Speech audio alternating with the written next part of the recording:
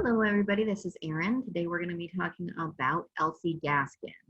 Elsie Gaskin was the first librarian, female librarian at the Derry Public Library. She followed her father, who was the Reverend William Gaskin, who was Derry's first librarian. And unfortunately, he was only able to be a librarian for 6 months, and then he fell ill, and Elsie took over. So she was a librarian for quite a long time here in Derry, and there's a lot to find out about Elsie.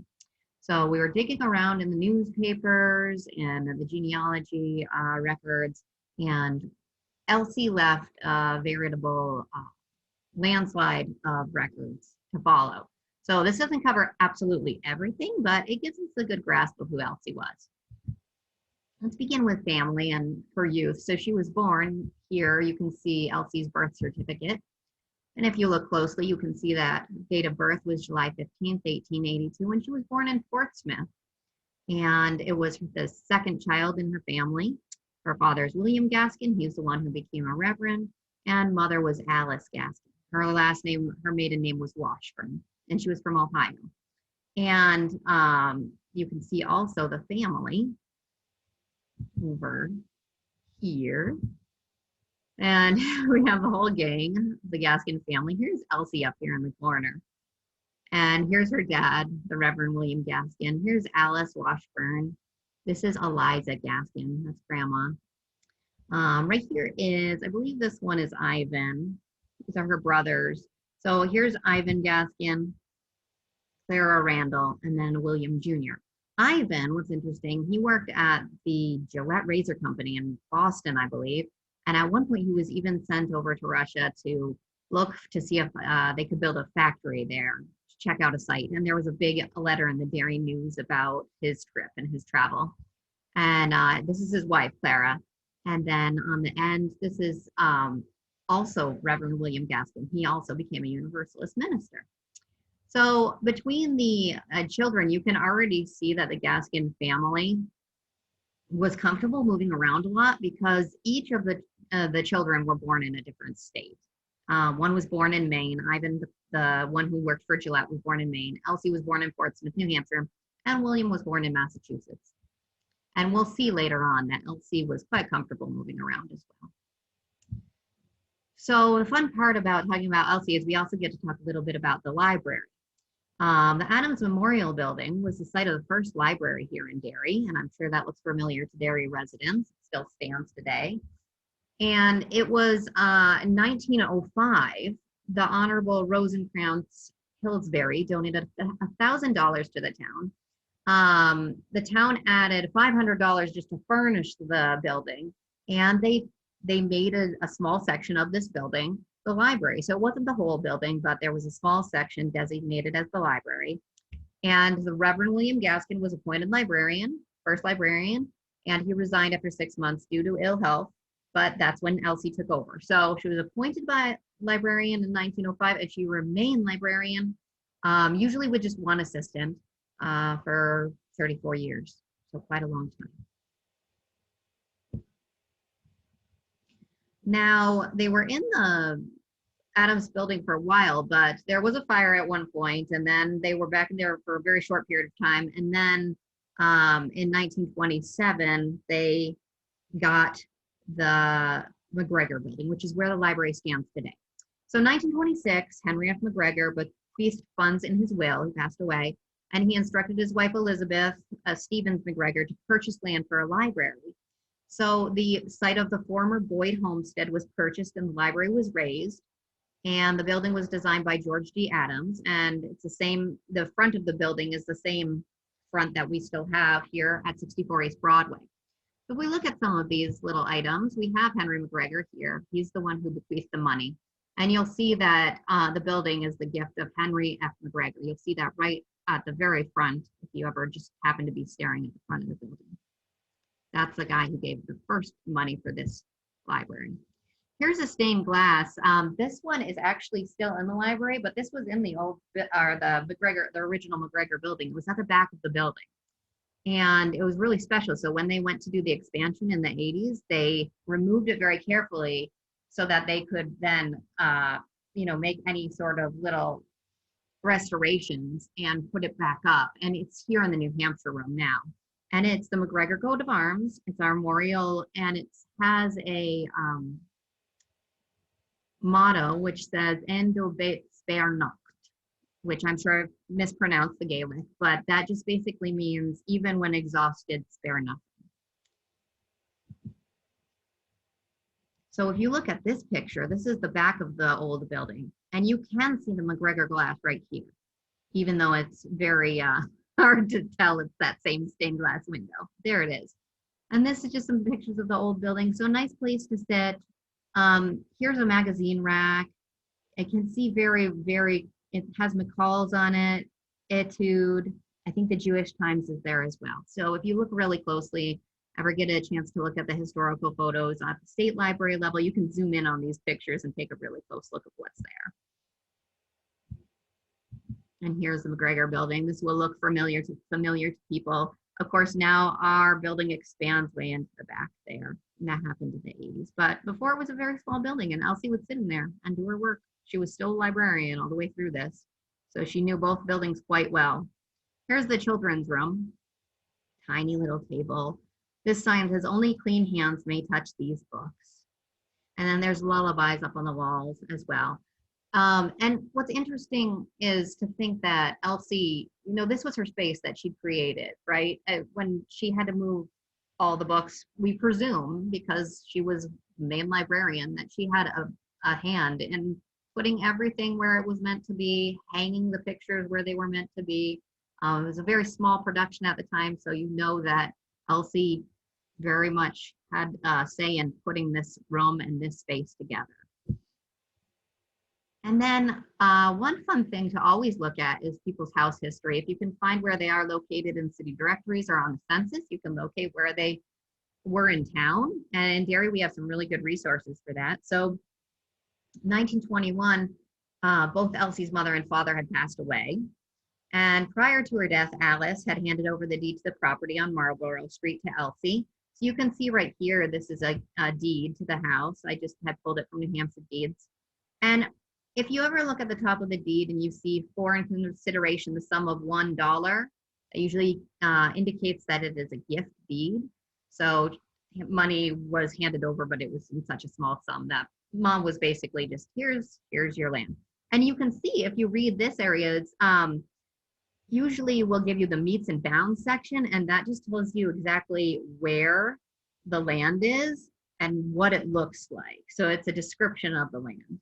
And so here you'll see it says like it's by the iron rod, and then it runs past this person's property, and it's 110 feet from that property or that type. And what we find out from reading this is that it's right next to the Boyd land. And if we were paying attention, the Boyd land was also where we saw the library.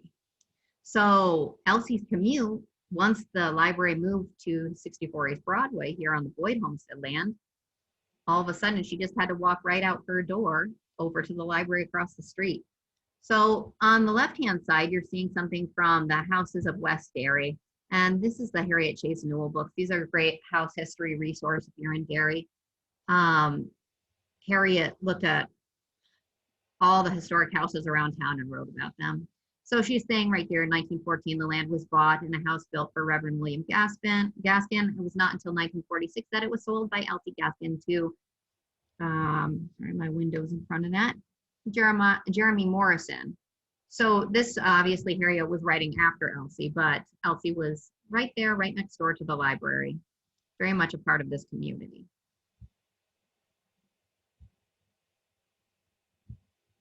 So one thing about Elsie is she did have an assistant here at the library, and she also, you could tell, did a lot of jobs here at the library. She was in charge of, if you look through the newspaper, which will take a while. So Elsie left such a trail in the newspaper that it's very hard unless you're being very organized about your search. When I'm doing newspaper research for individuals, I try to do it in year increments, right? So I'll control the date range so that maybe if I'm looking at someone who's in there as much as Elsie, I'm looking at 5 years at a time and I'm using the same phrases. So I'll say Elsie Gaskin as my phrase, and then I'll say 5 years, and then I'll go to the next 5 years and the next 5 years. until I'm seeing her life kind of spread out through the newspaper in a really organized manner. Otherwise, it could aggregate the results in a really confusing way, and you're just kind of, oh, what's this? Oh, what's this? Oh, what's this? Oh, this looks interesting, and you lose track of your research. So I only picked a couple of things because since there was so much information, you could be in there for days. But this will give you a little sense of what she was doing at the library, some of her correspondence, things she was doing with the community.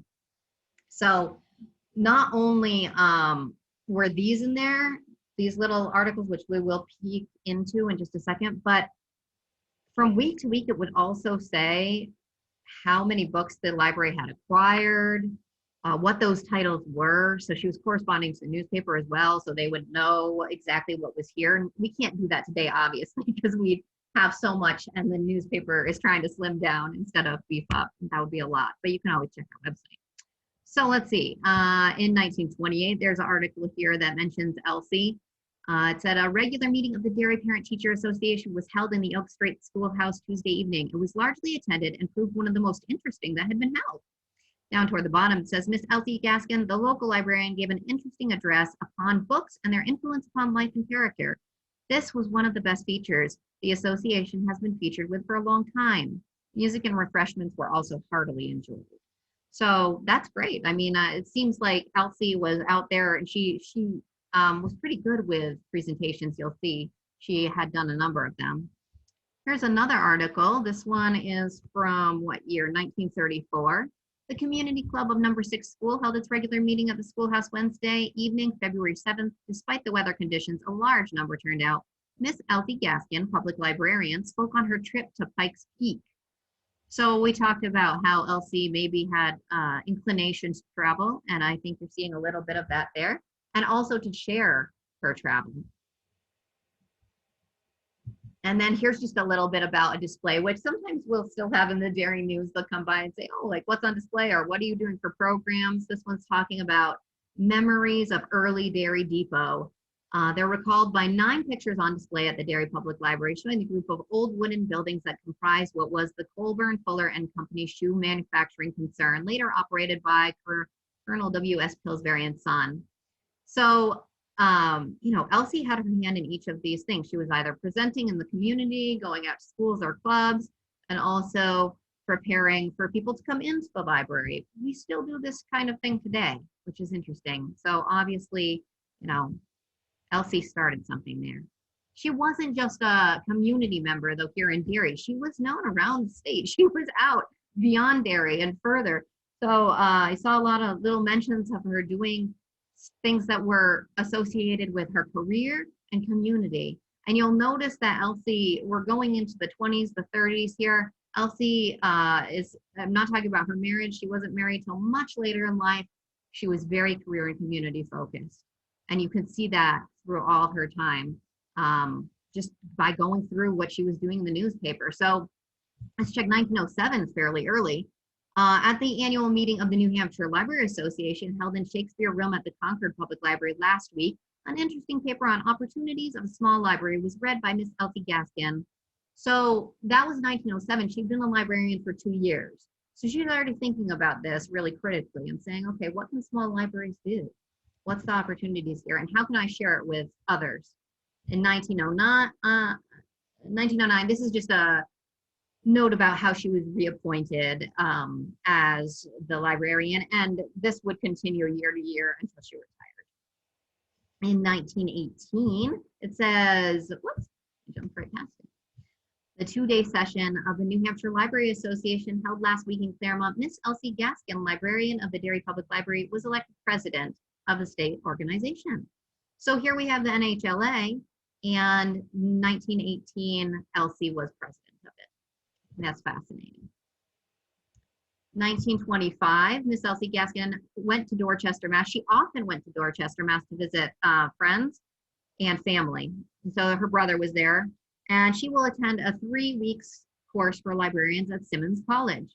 Simmons College is still a really popular library program, and Elsie was there doing professional development. So you can see her career orientation there. And then in 1930, just a note, a library notes, a fine Armstrong linoleum has been laid in the children's room at the Derry Public Library, which adds greatly to the appearance and quietness of the room. The work was done by the Pillsburys. It says Miss Elsie Gaskin is at UNH, University of New Hampshire, Durham, Tuesday, where she gave a lecture and demonstration of book repairing to the students of the summer library school. So at that point, that was 1930, she'd been a librarian for 25 years, and Elsie was doing a class on how to repair books at UNH. So career, community. That's what Elsie was doing for that whole time. Now, I know I mentioned look for her interest in travel, and the family in general was comfortable traveling. You can really see this with Elsie if you look closely from decade to decade. She was a frequent traveler. She often was visiting family, which was nearby in Massachusetts, or she was going on extended vacations with friends, and sometimes by herself. So some local places she frequented was Methuen, Watertown, Dorchester, and then she was off in other places as well. So Europe, for instance, this was written up in the Derry News in 1926. We see both usually, the newspaper really often would say when someone was departing or when they would return. So you get a little bit of both ends of the trip here. Miss Elsie Gaskin, the librarian of the Derry Public Library, left here Tuesday morning for Boston and New York. She sailed from the latter port Wednesday on the steamer Berengaria for France. She will visit many well-known and historic places while away. She goes with an excursion party, and all details on the trip were arranged by the managers. So it says they hope she has a lovely trip. Then when she returns, there's information about how her trip was. She returned to her home here last Sunday from an extended trip abroad. She was away some 7 weeks and enjoyed the entire vacation very much. She brought home with her many articles from foreign countries she visited, and all of them are interesting to examine on account of their beauty and novelty. Now, knowing Elsie, she would want to share that kind of thing, right? Because we know that she goes out to the community. We know that she's not only getting information, but she's also sharing information. So here in 1927, we see a beautifully framed picture of the rich young ruler was presented to the school by one of the classes. Miss Elsie Gaskin also gave the church and the school a large framed picture of the Last Supper, which she bought in Milan, Italy on her trip abroad last summer. So that was referring to her previous trip to Europe. It's not the only place she went. She also had a car. This is not a picture of Elsie's actual car. We just wanted to give a sense of the era and the time period. That I believe is a 1929 Chrysler. And it says here that 1929 okay, I guess we're not getting closer to that one. Mrs. Ethel A. Morse, Mrs. Mabel Dickey, and Mrs. Ethel Campbell and Miss Elsie Gaskin have returned from a 2-day auto trip in New York State and home by the Mohawk Trail. So they already bopped about New England. She drove around, just had, hey, girlfriends, you want to jump in the car and go for a ride? That seemed like what Elsie was doing. She was often part of social groups, and, she was a single lady, remember, in 1929. So she and her girlfriends would get in her car and drive around New England. This one, I'm not sure if it references the same outing or a different one, but 1929 as well. Miss Elsie Gaskin, Miss Mabel Dickey, and Miss Louis W. Morse. So one of the same names, but just 3 people this time. Returned Thursday afternoon from a very enjoyable auto trip in Miss Gaskin's car to the Green Mountain section of Vermont. They also went into New York State for a short trip, and they traveled 385 miles and had a most delightful time. I think that does sound delightful. And then, of course, there was Elsie's trip to Egypt. So what I like about this information is if you get a passenger list, sometimes there will be an error in either a list or the newspaper, but if you correlate the information, you can get down to what might be correct. So for instance, we have the information that Elsie's going abroad here. It says, Miss Elsie Gaskin, librarian of the Derry Public Library, is planning to take a trip abroad. She will sail from New York on Saturday, April 5th on Cunard Lines, Alanya, for a 3-month trip. After a week in Paris, she will go to Egypt and Palestine, where she will spend 2 weeks visiting places of interest in the Holy Land. Then after stopping other Mediterranean points, she plans to go through Italy and Switzerland to Germany, where she will see the Passion Play. That's in the Alps, and she expects to be back home about July 1st. Okay, so we have a good grasp of where she's going, how many places she's going to see, and about when she's going to return. But when we get to this type of thing with the passenger list, I noticed down here at the bottom, here's Miss Elsie Gaskin. It says she was born in Portsmouth, New Hampshire, has her date of birth. That's all right. Then in the far right-hand side, of course, it says Derry, New Haven, Connecticut. So that's not right, but that's just an error on the passenger list. We know because she is from Derry, New Hampshire. We have her exact birthday listed there. We have her name, and we also have her timeline, which lines up with roughly the date on the top, which was July. So we have a good sense that this was actually the passenger list. That is our Elsie Gaskin. And then later, of course, we see Elsie sharing information. Here, talk by Librarian on visit to Egypt. So she went around, she gave her chat, and there were a couple articles about this, about Elsie giving chats at a couple of different places about this trip and sharing some of the things that she had brought back. So she really enjoyed that kind of give and take. Now, Elsie was, she was brought up in the Universalist Church. She also was a frequent flyer at the First Baptist Church. So she spent a lot of time over there, and that's where there was a social group, the Rebecca. She was often listed in different, not just social programs, but if they do a pageant, that kind of thing. Elsie sometimes would perform in that sort of thing. She was also part of the Daughters of Ruth, the Derry Garden Club, Derry Grange, the Sunshine Club.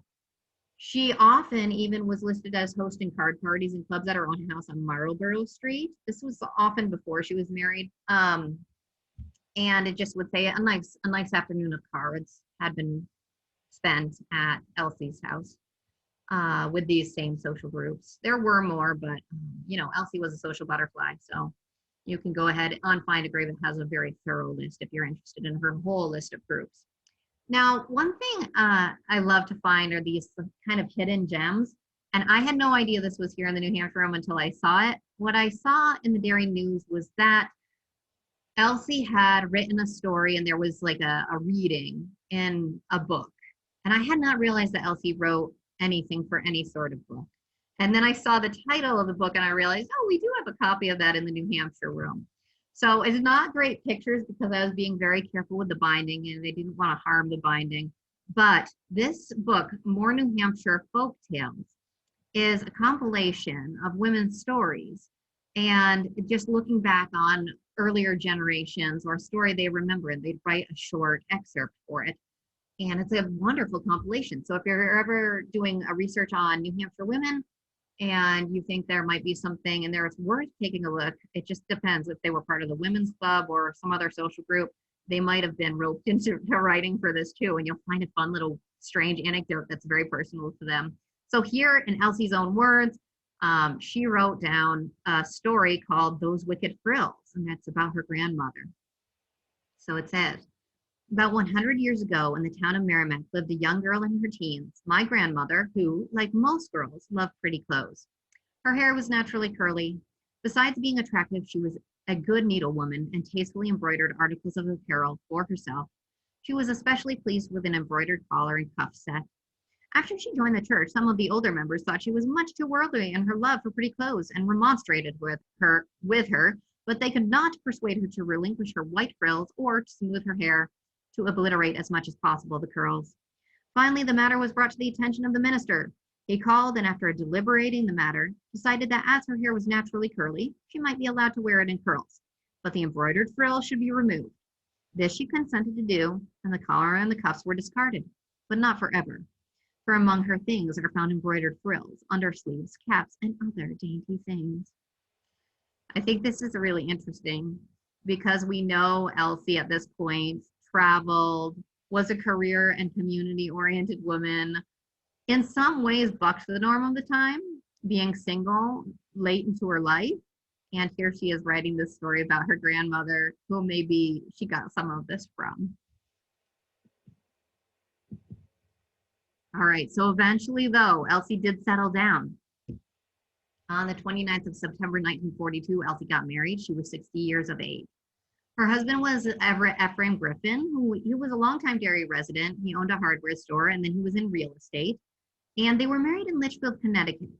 I couldn't identify a marriage announcement in the Derry News, but I haven't received the marriage record. I'm not sure if it was an elopement or not. I think she knew Everett though from the First Baptist Church. She and Everett's previous wife, who had passed away, were both part of the Rebeccas. So they must have known each other in those social groups before. And so they got married when she was 60, and then she sold her house in 1946, and he lived over in Everett's place at 76 East Broadway at that point until her death. Of course, Elsie passed away the 12th of April, 1956, but her community contribution obviously is all around her. All around here, even still, the way she started the library and made it something that was so valued in the community. Obviously, we wouldn't have that same culture here if she hadn't started that. If you come into the library and go over to the fiction section, you're going to notice the fireplace on the right-hand side, and that's still in the old building there. And you'll see these tapestry bricks here. These tapestry bricks were from the fireplace in the old McGregor Building, and they were from Elsie. So you'll notice a bit of Elsie right there. And of course, an obituary always gives such a rich snapshot of a person's life. So this is always a great thing to look at. And you'll notice, even though she was part of the Universalist Church growing up, this funeral was held at the First Baptist Church, which she was a huge part of. So it says the First Baptist Church was well filled Sunday afternoon. I'm not surprised. At the funeral services for Mrs. Elsie Gaskin Griffin of 76 East Broadway, who died on Thursday night at the Alexander Eastman Hospital, where she'd been a patient the past 3 weeks. So 3 weeks is pretty good, right? It's like, how long do you want to stay in the hospital? Pretty fast. And you know how independent Elsie was, so that seems like a good thing that she wasn't stuck in the hospital for too long. Born in Portsmouth, July 15th, 1882, she was the daughter of Reverend William E. Gaskin and Alice Washburn. She served as librarian of the Derry Public Library from 1909 until her resignation in September of 1939. It's not exactly right. She was, I think the date was slightly different than that, which we can confirm. She was a member of the Mitzvah Lodge of the Rebeccas, IOOF, that's the International Order of the Odd Fellows, Ransford Chapter, OES, Derry Grange, West Rockingham, Pomona Grange, Derry Garden Club, Baptist Church, Daughters of Ruth, FMP Circle, and the Adult Fellowship. All of these organizations were represented at the funeral services, and members of the Grange called in a body at the Sawyer Funeral Home Saturday evening, headed by Master John Monty.